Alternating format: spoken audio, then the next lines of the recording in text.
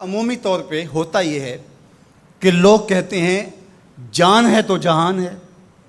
جان اور جہان کا فلسفہ ہم بچپن سے سنتے آئے ہیں. لوگ کہتے ہیں جائیداد چھوڑ دو، فلاں چھوڑ دو، فلاں چھوڑ دو، نظریات پر بھی کمپرومائز کر لیتے ہیں. جب جان نہیں ہے تو پھر باقی کیا؟ جان ہے تو جہان ہے. اس فلسفے کو حسین ابن علی نے بدل کے رکھ دیا کہ جان ہے تو جہان ہے. حسین نے بتایا جان نہیں ہے پھر بھی پوری کائنات تیری ہے. لوگ یہ کہتے ہیں کہ اگر لٹ گئے تو پھر سب کچھ برباد ہوگا. حسین نے یہ فلسفہ دیا لٹ کے ہی تو آباد ہوا جاتا ہے. یزید سب کچھ بچا کے بھی نہ بچ سکا، حسین سب کچھ کٹا کے بھی زندہ و جاوید رہا. یہ فلسفہ دیا سب کچھ کٹ جائے، سر نیزے کی نوک پہ بھی چڑھ جائے، خاندان کی لاشیں بکھری پڑی ہوں اور گھوڑوں کی ٹاپوں تلے روندی جائیں، کفن بھی کھینچ لیے جائیں، خیموں کو بھی آگ لگا دی جائے، لیکن سر شہیداں پھر بھی نیزوں پہ بلند ہی رہے گا، اونچا ہی رہے گا. یہ فلسفہ حسین ابن علی نے دیا. یہ سر جھکنے کے لیے نہیں ہے، یہ سر اوپر بلند ہونے کے لیے. اور میں ایک بات کہا کرتا ہوں، لوگ سر بچانے کے لیے ہاتھ دے دیتے ہیں، ظالم کے ہاتھوں میں ہاتھ دے دیتے ہیں کہ سر بچ جائے. حسین نے ہاتھ بچانے کے لیے سر دے دیا. ہم نے بچپن سے لے کر کے لڑکپن تک اور لڑکپن سے لے کر آج تک حضرت نبی رحمت صلی اللہ علیہ وآلہ وسلم کا یہ فرمان سنا ہے، من رآ منکم منکرا فلیغیرہ بیدہ فإن لم یستطع فبلسانہ فإن لم یستطع فبقلبہ وذلک اضعف الایمان او کما قال النبی صلی اللہ علیہ وسلم. تم میں سے اگر کوئی برائی کو دیکھے تو وہ ہاتھ سے روکے، ہاتھ سے نہیں روک سکتا تو زبان سے روکے، اور زبان سے بھی نہیں روک سکتا تو کم از کم دل سے برا جانے. اور یہ سب سے کمزور ترین ایمان کا مرتبہ تھا. جو لوگ کہتے ہیں امام حسین کربلا میں کیوں گئے، میں انہیں کہتا ہوں امام حسین حضور کی گود کے پالے ہوئے تھے، کمزور ایمان والے نہیں تھے کہ دل میں ہی کڑتے رہتے اور ظلم کو اور جبر کو اور زیادتی کو اور ناانصافی کو ہاتھ اور زبان سے نہ روکتے. حضرت امام حسین کے خطبے دیکھ لیجئے، قدم قدم پہ خطبے دیے.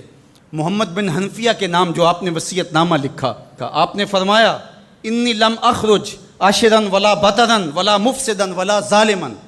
میں سیر سپاٹے کے لیے نہیں جا رہا اور نہ ہی میں اپنی کسی خواہش کی تکمیل کے لیے جا رہا ہوں. میرے اہداف میں، میری خواہشات کے کسی گوشے میں یہ موجود نہیں ہے کہ میں تخت و تاج حاصل کر لوں گا.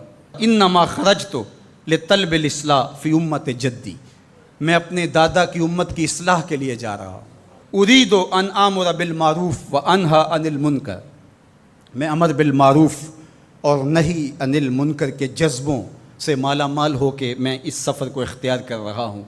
جب شریعت کا مذاق اڑایا جا رہا ہے، شریعت کی شکل بدلی جا رہی ہے، خلافت کا رشتہ قرآن سے ٹوٹ گیا ہے اور ایک نئی صورت دین کو دی جا رہی ہے، اور جو اس سانچے میں ڈھل کے دین نکلے گا وہ محمد عربی کا دین نہیں ہوگا جو طائف کے بازاروں سے لے کے مکے کی گلیوں تک، احد سے لے کر غزوہ حنین تک حضور نے خود اور اپنے اصحاب کو تکلیف میں ڈال کے جو دین دیا، جو امت تشکیل دی.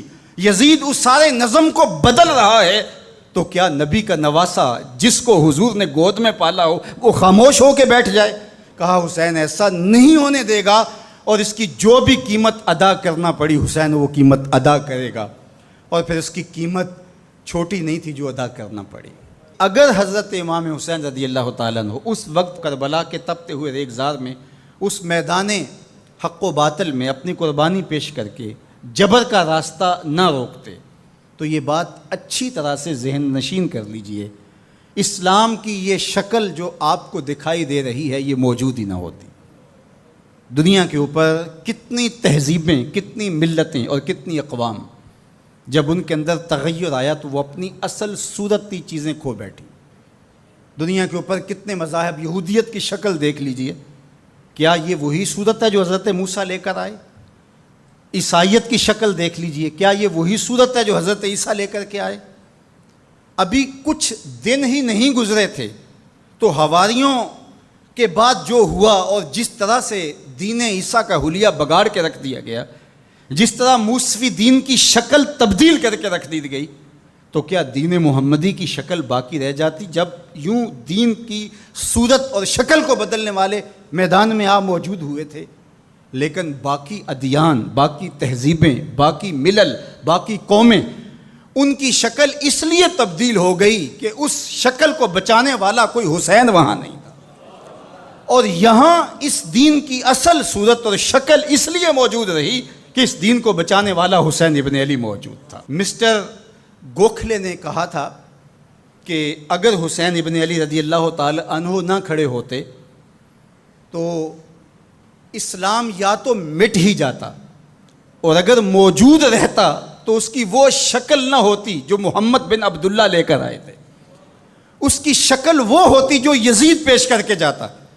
لیکن حسین ابن علی کی قربانی، ان کی نہضت کی وجہ سے، ان کے قیام کی وجہ سے، ان کے کھڑا ہو جانے کی وجہ سے 14 صدیاں گزرنے کے بعد آج بھی وہی اسلام ہے جو آمنہ کا لال دے کے گیا تھا۔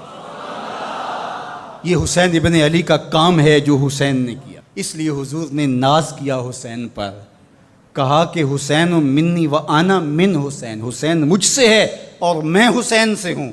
یہ مجھ سے ہے کہ میری بیٹی کا بیٹا ہے، میری نسل ہے، میرا نسب ہے، میں حسین سے ہوں، قیامت تک میرے دین کا جھنڈا جھولتا رہے گا، تو اس کی بنیادوں میں لہو حسین ابن علی کا۔ حضرت امام حسین رضی اللہ تعالی عنہ نے ایک بات کہی تھی، جب بیعت کا آپ سے مطالبہ کیا گیا تو آپ نے یہ نہیں کہا کہ میں یزید کی بیعت نہیں کرتا، بلکہ آپ کا جملہ تاریخ ساز ہے، بڑے لوگوں کا کلام بھی بڑا ہوتا ہے اور حکمت کے نور سے بھرا ہوا ہوتا ہے، قیامت تک ایک نصب العین دینا تھا۔ یہ نہیں کہا کہ حسین ابن علی یزید کی بیعت نہیں کرے گا، بلکہ کہا مثلی لا یبایع مثلہ، میرے جیسا اس جیسے کی بیعت کیسے کر سکتا ہے؟ تو یہ قیامت تک کے لیے لاہ عمل دے دیا کہ جو حسین کے